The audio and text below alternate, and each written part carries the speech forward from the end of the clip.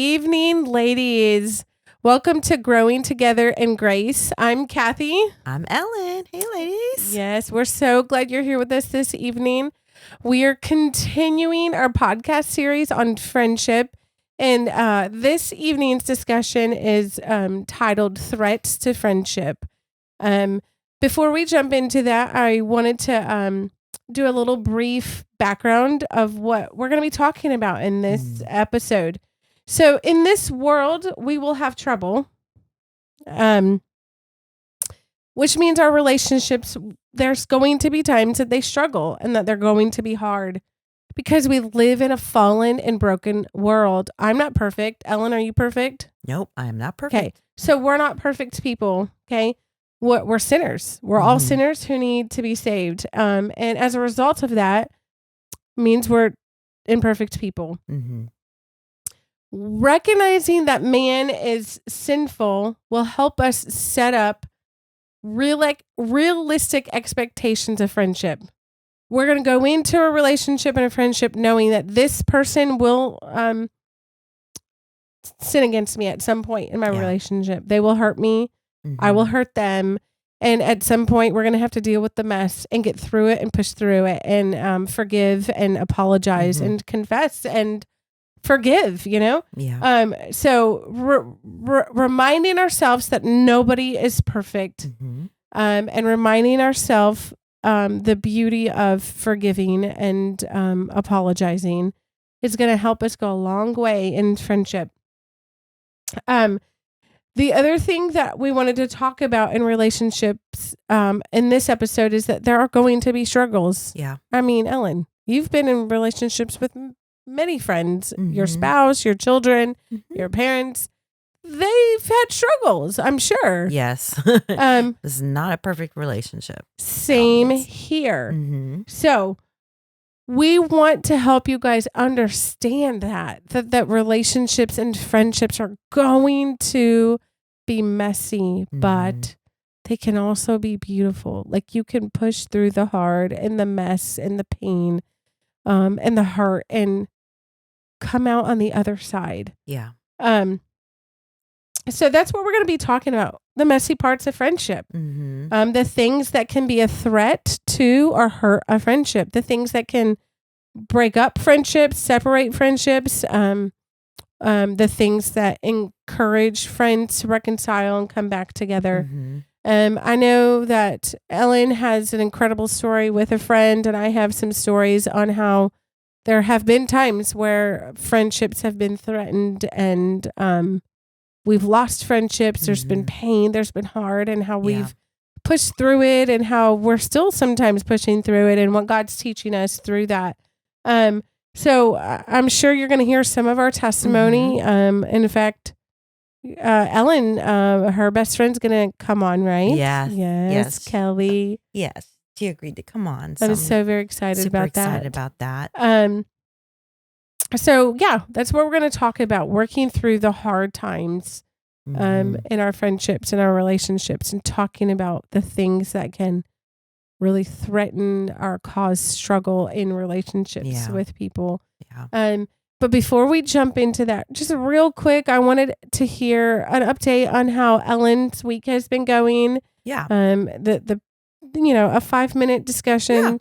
Share with us what God has been teaching you, or what you're excited about, or anything like that. Yeah. So this week has been really good. Yesterday was Father's Day, and it was kind of a rough day a little bit for my husband because this is the first Father's Day without his dad. So he had a little bit of a hard time, but our daughter came over with our granddaughter. Our son-in-law couldn't come over. He was working. And then our oldest came over, and then my mother-in-law, and then my dad came over to our house. Chad had actually prepped some food. He cooked his lasagna. We did a special garlic bread, and I cooked his favorite dessert. And everybody came over, and I'm telling you, when our daughter walked through the door with our granddaughter, Violet, his face just lit up like nobody's business. And he was in such a better mood. And I took tons of pictures, but it was just so nice to see. Yeah. And have family over. And then Chad and the boys watched the U.S. versus Canada game because, we're soccer people at our house. So Yeah. it was a good day yesterday. And, I'm prepping to go out of town. So kind of busy. I'm about to hit my busy week from the end of this week until like the middle of next week. Yeah. So just kind of crazy busy, but good. Somebody ringing your doorbell? No, that's my phone telling me it's time for bed. It's like, wait a minute, what is that? Well, what about you, Kathy? Well, this is exciting news for us. I know it's sad news for Ellen. And it's not set in stone or anything, but today my family went hard looking at houses with our realtor. We looked at quite a few. I want to say 7 or 8. Yeah. But I'm pretty sure it's like house number 4 we fell in love with. Yeah. Like, love it. Loved the neighborhood. Loved the area. It's also the furthest away from us. But it's okay. I understand. And so it's gorgeous though. We are really praying and hoping that if this is the house God has for us, that's where we're going to be. Yeah. I don't know. I'm trusting and waiting. We still have not made an offer yet because we're waiting to finalize some things with our realtor. But once that's finalized, we're going to put in an offer and pray that our offer is the only offer would be great. Yeah. And accepted. But it got me really hopeful because I'm struggling, feeling like, okay, I know this isn't going to be where we live forever. And I want to be close to our church home, as close as we can get with Jason still being able to drive into his full-time job. So I don't know, y'all. I know I shared on our social media page on Thursday that I was thankful that we could finally start looking at homes and making offers. And that my hope was that this coming Thursday, I will be able to say, praise the Lord, we have made an offer, they've accepted, and we're starting the process.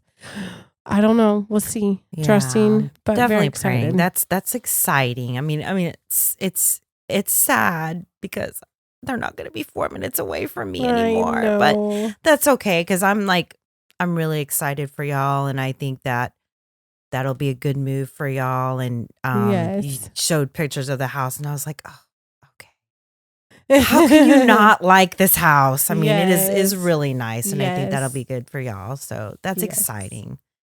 Very cool. Well, okay. So now what we're going to do is I'm going to ask Ellen some questions and would love to hear her heart. And then she can piggyback off and ask me the same thing if she wants to.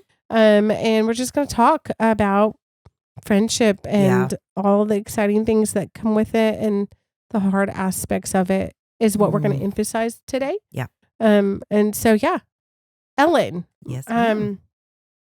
The first question, let's just go right to the hard question first. I know. She sent me the questions before and I was like, oh my goodness. I really gotta think. Okay. So have you been hurt in friendship? How was that hurt? How did it feed into your relationships and your close relationships now and maybe even fears, especially as you're at a new church working to make new friends? So, yes, I have definitely been hurt in friendships. This last year has been a struggle for me, just because of trying to find a new church home and then slowly realizing that some of my friendships from our old church were probably not the same, and that was hurtful. And then even going through social media, I had 2 people unfriend me. That really hurt. One, there's a little bit of there was a reconciliation there, and so we're talking, but one unfriended me, and that hurt so bad. It just really hurt. And when we were looking for new churches, I definitely put a wall up. I was like, I don't know these people. I don't want to get close. I don't, and even just looking at different churches. I struggle with social anxiety. And my social anxiety was worse when we were looking for new church homes, because in my head I was like, I've already been hurt. I don't know if these people are going to like me for me. I don't know if I'm going to be able to establish a relationship trust again because of the hurt. That was really hard. And it hurt. What about you? We're trying to be better, ladies, on switching cameras. Because last episode, my husband's like, we forgot. Hey, y'all didn't do any pushing buttons. I'm like, yeah, we kind of forgot. I think we got so excited about what we were talking about. We totally forgot. We really went with the flow here. Yes. Oh my goodness. Have I been hurt in friendship? Yes. Yeah. Now I can talk about two different aspects, but I know I briefly shared this, I think, in the What is Friendship episode, the very first episode we released. I had a friend, we became good friends. Our husbands were great friends. We were great friends. Our kids were great friends. We homeschooled. We went to the same church together for a little bit. We did karate together. We did a lot together. Yeah. We had dinners and meals and play dates and all the things. And somewhere along the way, she was hurt and upset about something that happened at church. And that kind of festered in her and continued to grow some bitterness towards me. And then we had a long conversation one evening at the Cheesecake Factory for a very long time. Yeah. And in that conversation, she's like, I can't be your friend anymore, and told me why. And I'm like, what? And just what is happening is all I could think of. And I'm like, okay, I'm very sad about this. This hurts. Yeah. The reasons behind the breaking up of the friendship was just sad and painful. And I was trying to like fix it. And it became very obvious that this person didn't want to fix it. She didn't want it. She was like, I'm done, like straight up done. Leave me alone. And then, a year after that, the Lord brought her back into my life and we became friends again. But, we were a little bit scared and shared the hurt. And then some big time things happened. And then she really was done. Like it was awful and hurt and was painful and oof. Oh. We're not friends anymore. She did, I would say about a year or so ago, reach out to me in social media and wrote me a huge apology. And was kind of upfront and honest and sad that everything happened the way that it did. But she was also wanting an apology from me, which I already did apologize to her. And so it was just ugly. It was so messy and hurtful. Friendships are messy.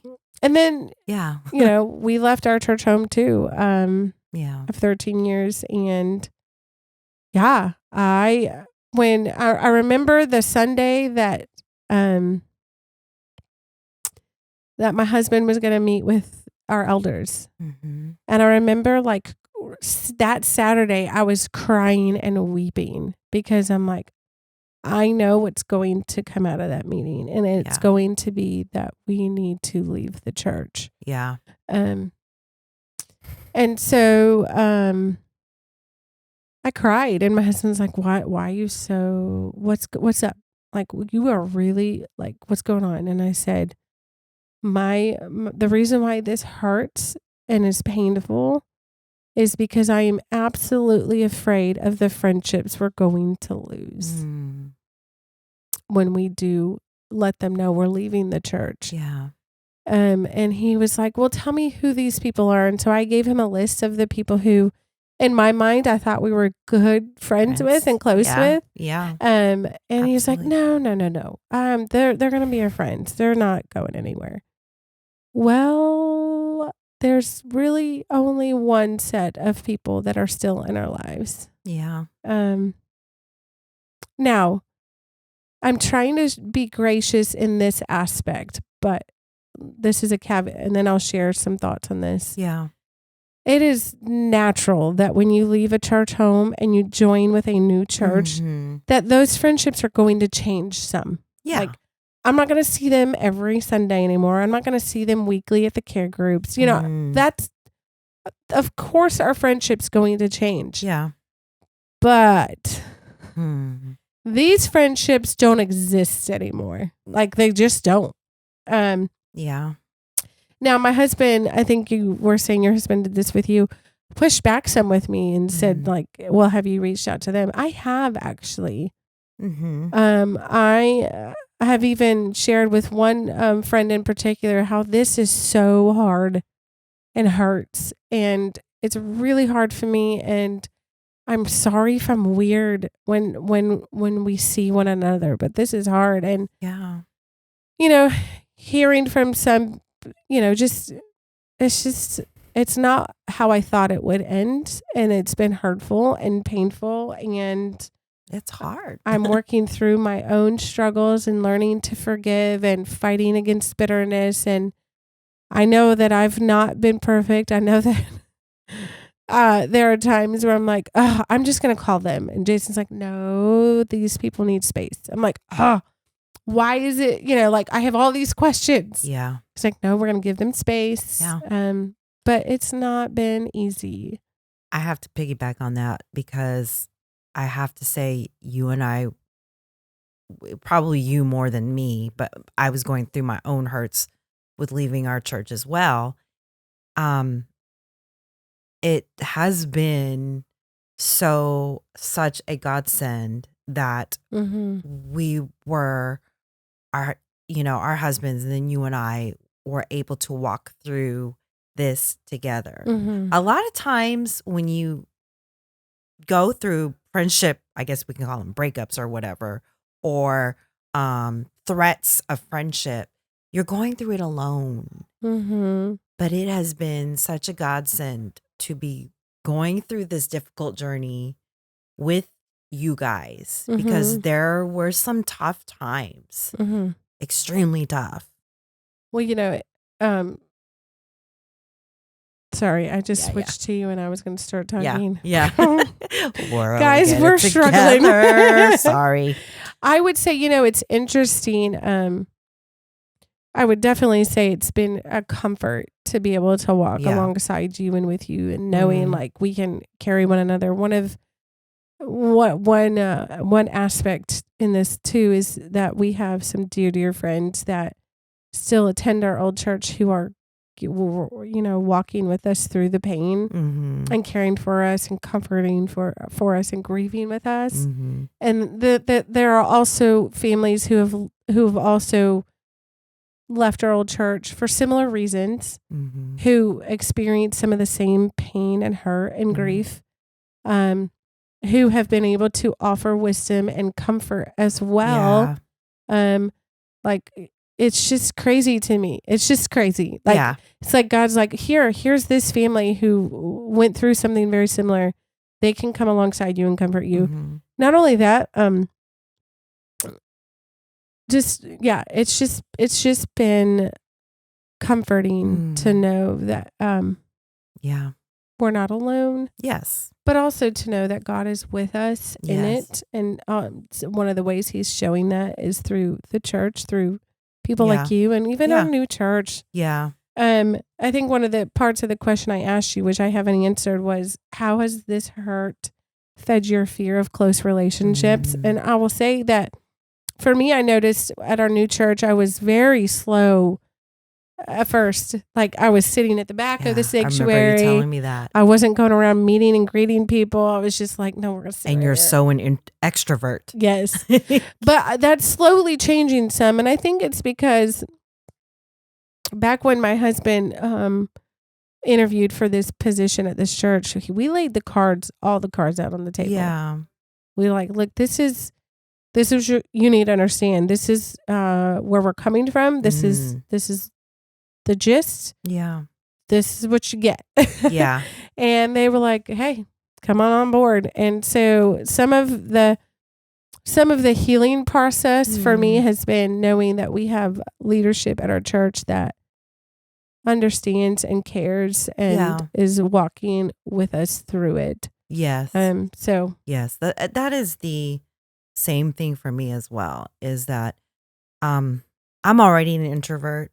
And so I definitely was not, I was very quiet. Yeah. But same thing for us is, our pastor and associate pastor are phenomenal with just really trying to shepherd our church. They both were in the mission field, and our associate pastor specializes in counseling, along with his wife, and it's just been a healing process for us to know that that they're walking this walk with us. They know some of the struggles that we have been through. Like my pastor's wife has just been phenomenal as somebody who just literally has reached out to me, and I've reached out to her, and it's just like a natural thing. Yeah. Praise God. Yeah. So praise God. And going with that. Going along the same lines of, have you been hurt in a friendship? And how have you seen that affect you and your fears of developing deep and close relationships going forward? Are you afraid to face conflict? Yes, I am the type of person that you could probably say I'm like passive aggressive. I don't like to talk conflict. In fact, I have a leadership job at, where I work. And it is very difficult for me. Like, this is something that I have had to constantly work on as for myself, because I'm on leadership, is having some of those hard conversations that I have to have with some teachers. I am not one to be like, hey, have you thought about this? Or, I noticed, I'm not one to confront people. I'm just not. That's just not me. And that's something that I'm working on because I know I need to. I'm not a conflict person. I'm usually what I would be deemed as the peacemaker. Yeah. The one that's getting in between the two people that are fighting. Like, okay, guys, come on, calm down. Let's talk about this. Yeah. I'm not, I don't like conflict. Yeah. I hate it. What about you? We're so bad at this. I know. It's okay. We're getting better. See, Jason, I have it we're on getting you. better. It's on you now. I pushed the button. Okay, so let me share a little bit of my upbringing so that you can understand where like I struggle with conflict. So the first half of my life, conflict was dealt with like bluntly, aggressively, forcefully, like let's just awful. Yeah. And then the last part of my life in my growing up in my adopted family, we didn't address conflict. Yeah. We tend to we would push it under the rug because we have a lot of peacemakers and a lot of I don't want to deal with conflict. Yeah. And so because of those two extremes, like very extremes. Wow. At times I can go either way. But as I've had opportunity to work through conflict with people and deal with hard situations, or even try to bring, I'm thinking about two women in my life who I love dearly, who just they don't have a relationship, and I've come and I've spoken with both and challenged and encouraged. You're hitting the mic again. I am. And so I'm learning that, as I'm working with conflict with other people that I also want to deal with conflict. But like, I'm thinking about a particular relationship right now that I have that there's definitely been hurt on both sides. Yeah. I've definitely hurt this person and this person's definitely hurt me.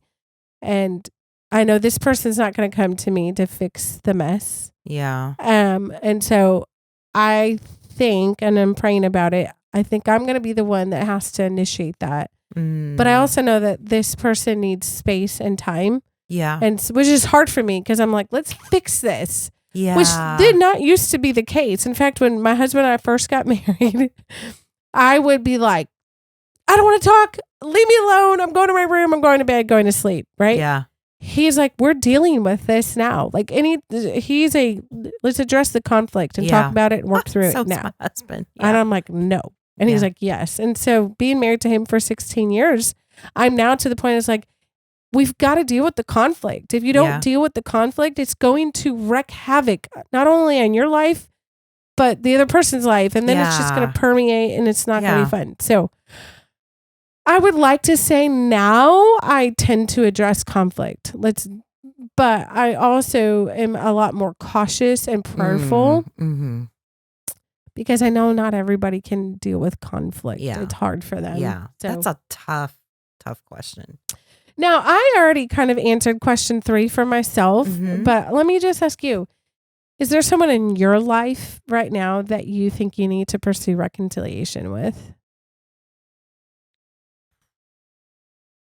A really tough question. Yes, in some aspects, but again, it's like a situational thing. You know, I really, I have to look at it from different angles, and I'm praying about it because I don't know how to approach it. You know, I think about the one situation where I had to talk. I was a team lead. This is on my old school district. I had to talk to a person about their class. And I was like, okay, I'm just going to do it. I need to get over this. I need to not put this off to the side because I'm afraid of the conflict that it might cause or how this is going to make this person feel. And I did it, and it turned out to be a disaster. It was a disaster. I hurt this teacher's feelings, and the next day she came to me and she talked to me about it, and you really hurt my feelings, and you know, I feel like I'm a great teacher. And in my head, I was like, oh, I didn't handle this correctly. So from that experience, I've learned from it, but I'm also afraid to try and figure out the words to say, because when you do reconciliation, you want to make sure that you pray about it and that you know what you're going to want to say or get what you want to say out, and it not like turning into a disaster, like, because that situation always comes up in my head when I want to confront somebody or like even try and reconcile. You know, that's hard. You know, one thing I would add to that about reconciliation, sometimes reconciliation won't happen this side of heaven, and that is incredibly hard. Really hard, because there's just going to be times where I'm thinking about a book that I just read called The Book of Forgiving by Desmond Tutu, I think is how you say his name, and his daughter. And it's all about the path of healing and finding forgiveness and moving forward. Yeah. But one of the things that I took away from that book is that sometimes reconciliation will not happen this side of heaven. And like he gave the example how he wishes that he could have been fully reconciled with his father. Yeah. But his father died before he was able to really forgive and reconcile him. That's tough. And so, but he's even learned through that process of learning how to heal and move on from that, and learning how important it is to try as hard as you can to seek reconciliation on your side, right? When you reconcile, it takes 2 people. Right. Okay. So like, that's the thing I'm learning. My friend that I am no longer friends with, I tried so hard to reconcile with her. Yeah. But at the end of the day, she didn't want it. It was not what she wanted. And I can't force that. Yeah. You know, I can't change that. You have to come to terms with that. Especially if that person doesn't think they did anything wrong. You know, if they're blinded to it. Yeah. That like reconciliation can't happen. Yeah. And so that is so incredibly hard for me. Because I just love I love people so much. I know you're so like a people person. You're so a people person. I wanted to say that just to clarify that sometimes reconciliation can't happen. Yeah, you're right. Because not all people want to be reconciled. Correct. Which is hard. Yeah. It hurts.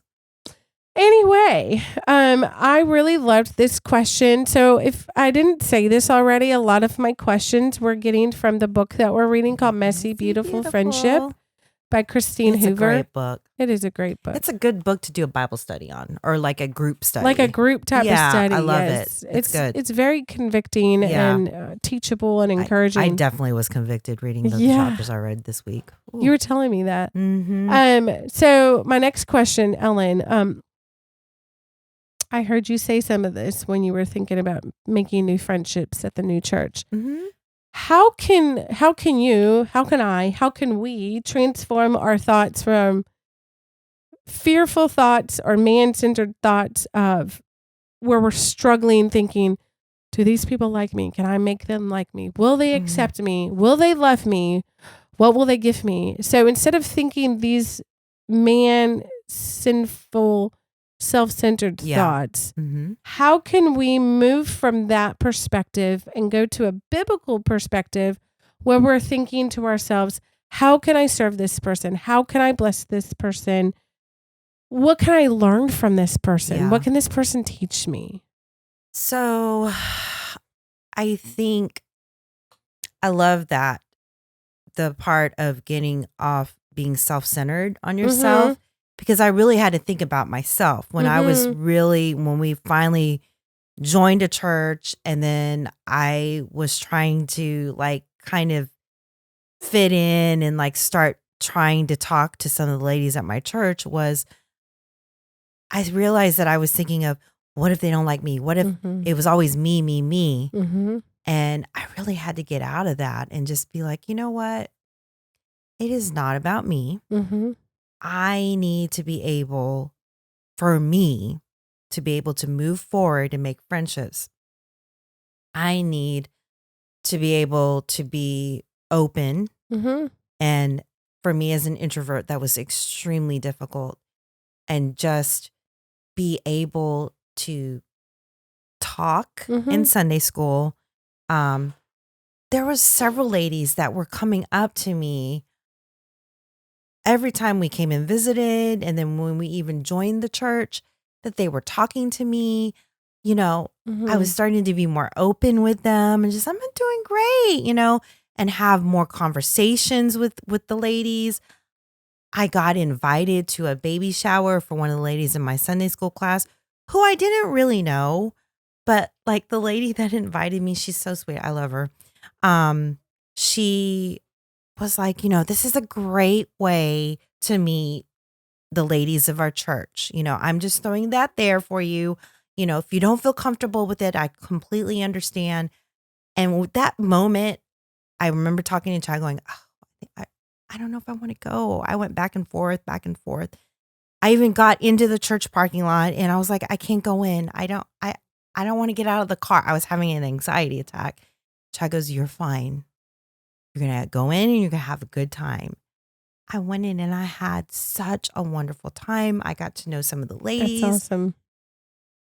I had to be open in order to not let what had happened to me in the past, let it come into my new church. I needed to get past that.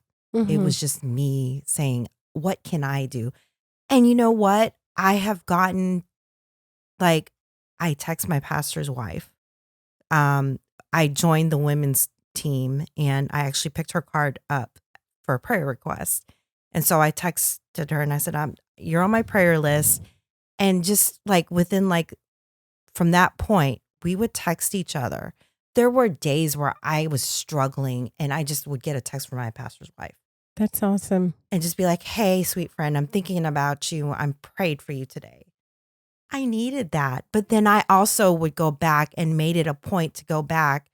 And I prayed for her. And then I would send her a text back and be like, hey, I'm thinking of you. She's also a teacher. We were almost at the end of the school year. You got this. And so I realized that in order for me to make friends, I needed to do some of that checking in with people. You know, I invited my pastor's wife for coffee. I invited another lady from church for coffee. I realized that I needed to be open myself, be vulnerable. What about you? So I would definitely say, I have always been, well, no, I shouldn't say always. I would probably say since becoming a mom, that one of the things that I notice about how I make friends is that I am thinking in my head of, I really love the way this family loves the Lord and loves each other. And I want to learn from this person. And so I go to that person and I start a relationship and I ask like, hey, can we go for coffee? And then it goes from there. The extrovert here. And so I love that. So for me, one of the questions I said was, what can I learn from this person? Yeah. That's a lot of it for me is what can I learn from this person? Like what are some areas in my life that I'm struggling and I see in my church body or in my circle of friends, this person God has gifted this person this way. Yeah. I want to learn from this person. How can I bless this person? I've noticed and found this to be the case for me. I don't know if this is the case for you, but I know for me, as soon as I stop focusing on myself and thinking about woe is me, this is hard, and I start by giving myself to other people and blessing other people, I feel so much joy in life in that. Like I just, it's like this is it. This is what I'm supposed to do. You know? Yes. One thing that I started back up at our new church is I'm serving in the nursery now. Dorothy's in it. And so I'm like, I might as well. And I've loved that because I'm getting to know some of the moms of littles. And really enjoying the small conversations we have during that time, that hour and 15-minute time, and having such a good time getting to know the moms. And so those are things that I'm doing. I won't lie to you though. There's definitely been times where I'm like, what was one of the questions that I said? Do these people like me? I do that all the time. Like, are these people going to like our family? Are they going to like us? Yeah.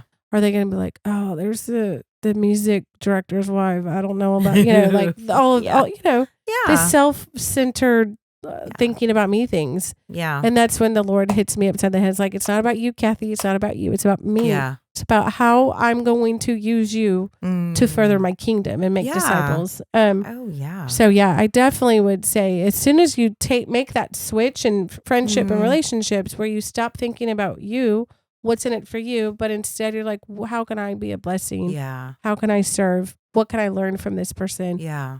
It changes everything. It does. And even like if you are one of those people that, what can they give for me? And I mean, I struggle with that.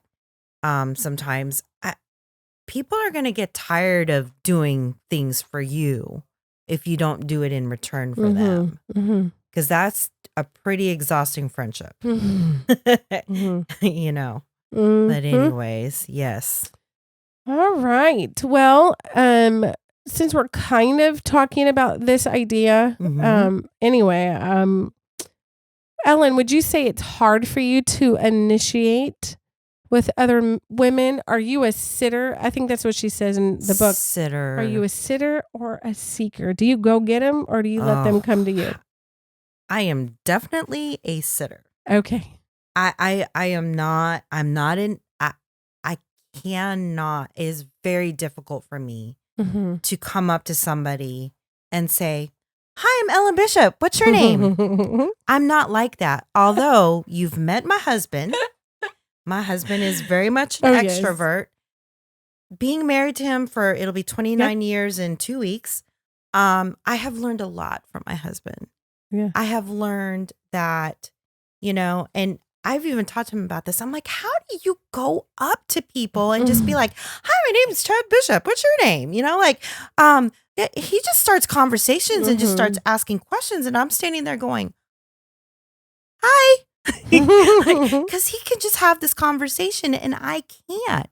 Yeah. So I've learned from that. And I've slowly, I was doing that until we decided to leave our old church and then finding a new church, I retreated back into my shell again. But I was doing that. I'm slowly realizing that, I've got to be able to just come up to somebody, because I'm sure for that somebody, it was a struggle to get to church. Mm-hmm. It was a struggle to get up in the morning. Mm-hmm. You just don't know about people's situations. Mm-hmm. I will never forget when we joined so long ago, our former church, well, before we merged. It was a different name, but I was a young mother. I had 3 children. I had a baby on my hip, a toddler on my hip, and I had 2 school-age children with me. And the love that I received from the people when I walked through the door, they helped me walk my children to their Sunday school classes. They walked me to a Sunday school class.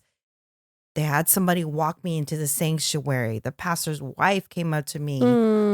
Hi, I'm the pastor's wife. I'm so glad you're here.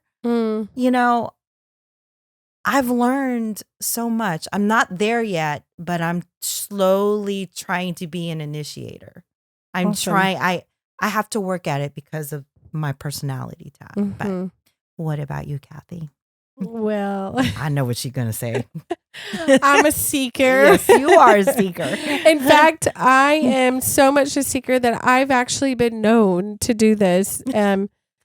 I will be like, oh my goodness, this person and this person would be great friends. Yes. But I don't think they will ever initiate anything. And so I've literally been like, hey, I want you to meet this friend of mine because I think you and her would be great friends. And you guys would learn so much. And so I've done that. And yes, you have. And you're very good at that. Worked out really well. Yeah. And, I've done that even for my own. One of my kids is not an extrovert. My son is very much an introvert. I've helped him at our new church. Yeah. He's struggling because he's like, I'm like, seriously? So I've literally saw him. Boy. I literally saw him last week. He and a kid that they're about a year apart in age, I think. They were both like not far from one another. Okay. They're sitting watching the Astros quietly. No words are being exchanged. They're drinking a water bottle, staring at each other, drinking a water bottle. And I'm over here like, seriously, which one of you is going to make the move? And they did it. And so I finally went over there and I said to the young man, it's like, hi, I am Joshua's mom. This is Joshua. I am Mrs. Allison. Hi. And then the boy told me his name. And it's like, that's a great name. Our old pastor's son, that was his name. Do you play any sports? Yes, I play baseball. I love pitching. I'm a starter. I'm like, great. Joshua loves baseball too. And Joshua's going, oh my gosh, Mom, really? But then they started talking. Yeah. And I'm like, see, I did my job. So I've literally done that, not with just kids, but adults. I'm like, seriously? You are good at that, though. I love that about you. You're very good about that. But I'm very much a seeker. Yeah. I also tend to, my husband and those closest to me will tease that I seek out the hard people. Like, you pick the hard people. I'm like, you know why? Because I want a challenge. It's because I love people and I get it. I was hard. I was a hard person. Yeah. And somebody loved me and Christ saved me and I'm going to love this person. Your hands are moving passionately. Now I'm getting very passionate. I'm going to love this person. And you know what's going to happen? Yeah. You all are going to miss this amazing friendship. Yeah. They're like, okay, Kathy, you do you. You do you. So very much a seeker. Yeah. That's good. Here's the thing. There's nothing wrong with either. Yeah. We can learn from each other. That's right. I'm learning how to be a better listener from my introvert friends. This is one strength I'm really trying to grow in. I want to listen, listen. Yeah. So I'm working on that. Yeah. All right. We've already talked about outgoing personalities. Okay.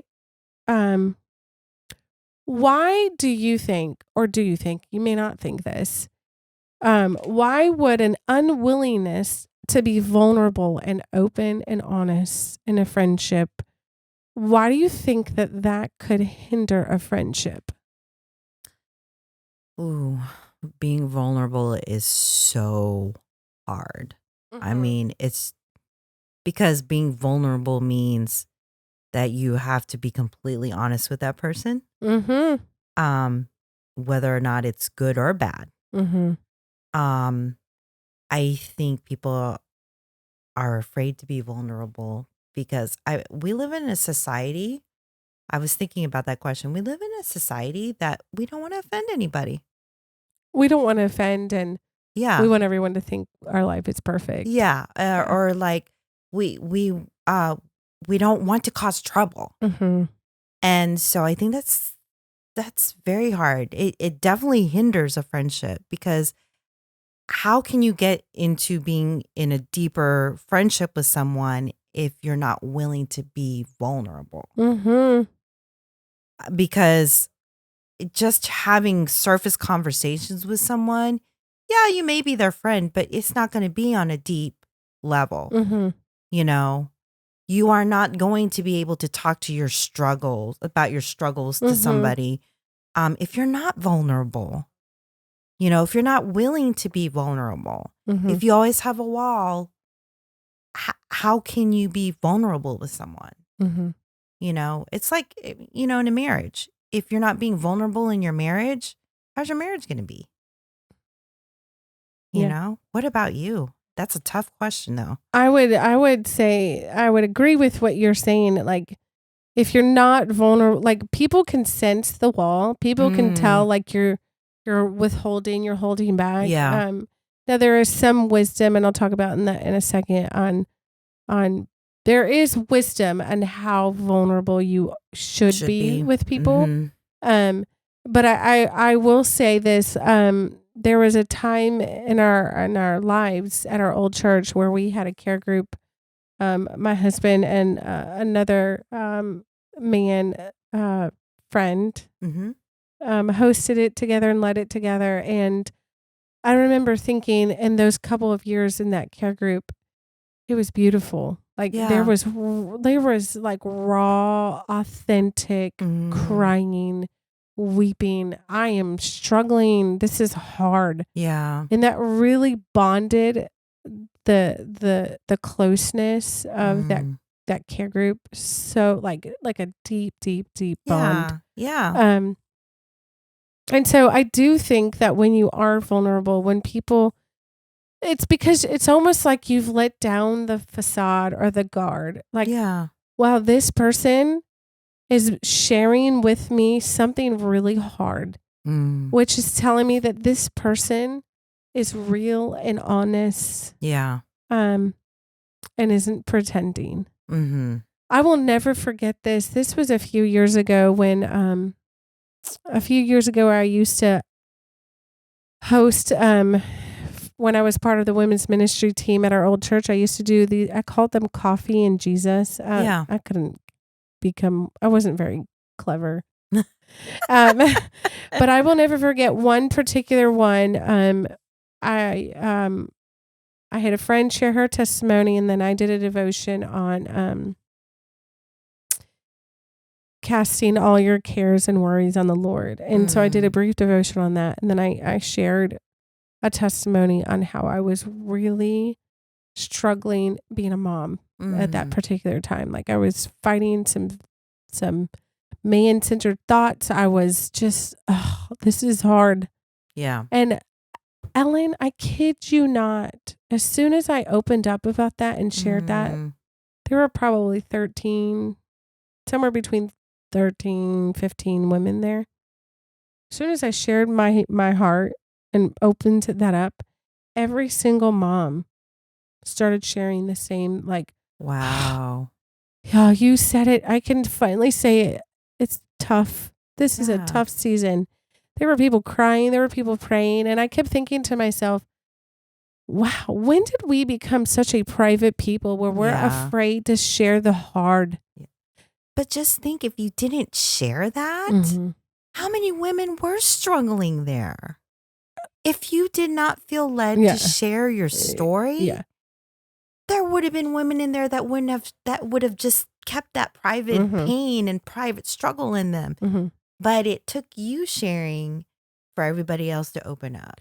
So, and that's where I think that's why it's so important to be a vulnerable friend who's real. Yeah. But there is wisdom. Like I think about the friend that I'm no longer friends with. Yeah. I was so open with her. Like she knows my entire life story. Yeah. Yeah. And now we're not friends. Like Yeah. just think of all, like I struggled. There was like a period of time where I kept thinking, oh my goodness, she's going to take everything I said and twist it and turn it and destroy me. I was so worried about that. Yeah. Yeah. But also there's use discretion. Like I'm not going to tell my 10-year-old daughter and be vulnerable and share all of my struggles. I think in the book it was called Wise Vulnerability. Something like that. Yeah. So you have to like be so wise about it. True. And careful. Yeah. But it's wise, also I think it was wise and unwise vulnerability. Because in the book it says, you don't want to be so vulnerable that you're showing all of your emotions. Yeah. Because then that'll totally turn off people. Yeah. Or go the opposite way and just be like, oh yeah, everything's fine. Yeah. Where people can actually see through you and be like, no, everything is not fine with you. So those are those two discrepancies there. But yes, very good point. Since we're on the topic of vulnerability, has there ever been anyone in your life, friend, or any kind of relationship where somebody has shared sin with you? And what did you learn about that process? And how did it help your relationship? So I am thinking about two things and I don't know which one I want to share. I've shared the one about my friend, my best friend, and how we had to come to terms with why we didn't talk for such a long time. And we were able to talk about it and get past that. And I actually was the one that initiated that. And I just told my friend, I said, my best friend, I said, I don't even remember what the issue was where we stopped talking, but I feel like I wanted to say I'm sorry for whatever that I did. I think that's water under the bridge, and I just love you, and I'm just glad that God placed you in my life again. And so that was very healing for both of us. And that has just opened up our friendship. And I mean, it's literally like we haven't left each other's side, even though we hadn't talked to each other for such a long period of time. Another one that I'm particularly thinking about right now is, when we left our church, one of the ladies in our care group, I literally was hurt because I felt like there was just people that just literally just didn't talk to me. And just through some things I found out that I was unfriended on Facebook, and it hurt. I think I remember I called you and I told you, and we kind of stopped talking after that. And then my father-in-law passed away, and that was so, so difficult. And she actually reached out to me, sent me a text, and just basically said, because everybody found out when my father-in-law passed away.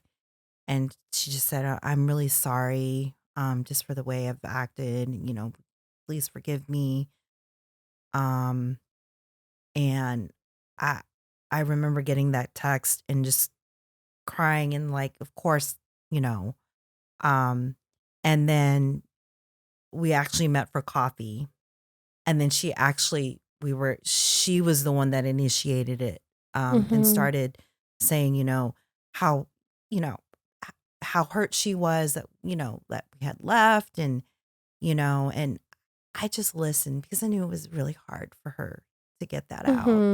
And and then when I told her, I said, of course I do, just, I know that was really hard for you to say. And of course, we had coffee that one time, and then it's just, life just got busy again. And, so we're still friends. She's texted me, I've texted her. I've actually, when I was reading through this book, I was like, I need to be better about this. So I am planning on reaching out to her some more and just be like, because I really do. This friendship was really important to me. Because we really bonded, and I still want to keep that friendship. So after reading this, I'm like, you know what? I need to be able to pick up too. It should not just be the person to me. It should be me as well. So I think that's helped us heal some. And then like also with my best friend, that's helped me heal, so like is both aspects. I reached out, I told my best friend, and then my other friend was the one that reached out to me and asked for forgiveness. So I really like getting through that reconciliation was wow. Like it's like a burden lifted off of you, and you definitely feel like the wall coming down. It's like there's this wall. Okay, it came down, and then even you get emotional about it. But that's deep. It's a deep thing. What about you? What is this? There been a situation of reconciliation for you? Yeah, they're great though. They've definitely, this section in the book has, been so encouraging and challenging. Convicting for me. I would definitely say that I've had,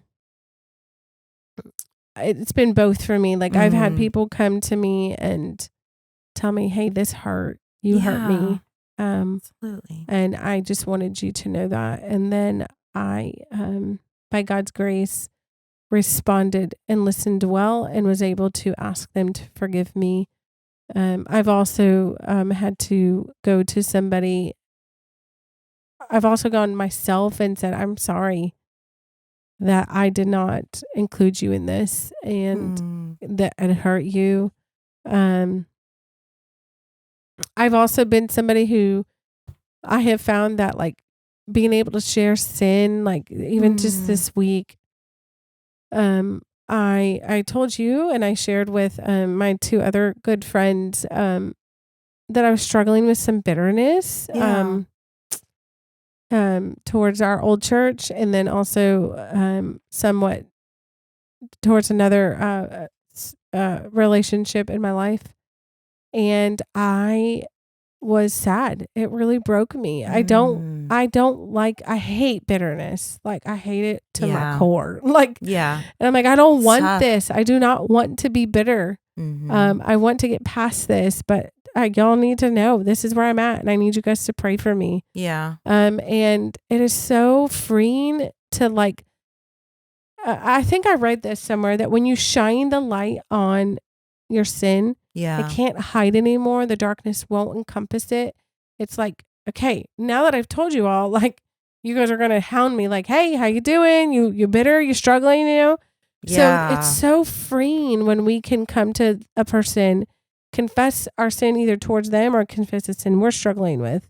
And then it's also incredibly life-giving when the person who sinned against you, who comes to confess and is wanting to work through and do the reconciliation. So it's both ways. It's for sure both ways. Well, this has been like, we can talk forever on threads of friendship. I know. But I don't want to drag this episode on anymore.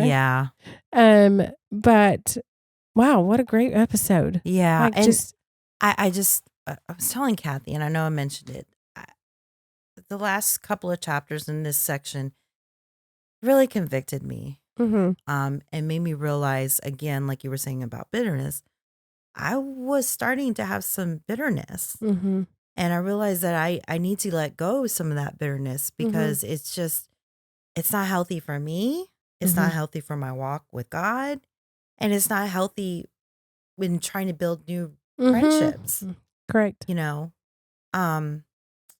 I'm really liking this. I'm really liking this book, though. It's been convicting. It's been eye opening. I don't know. Praise if it's God been for you, but for me, praise God.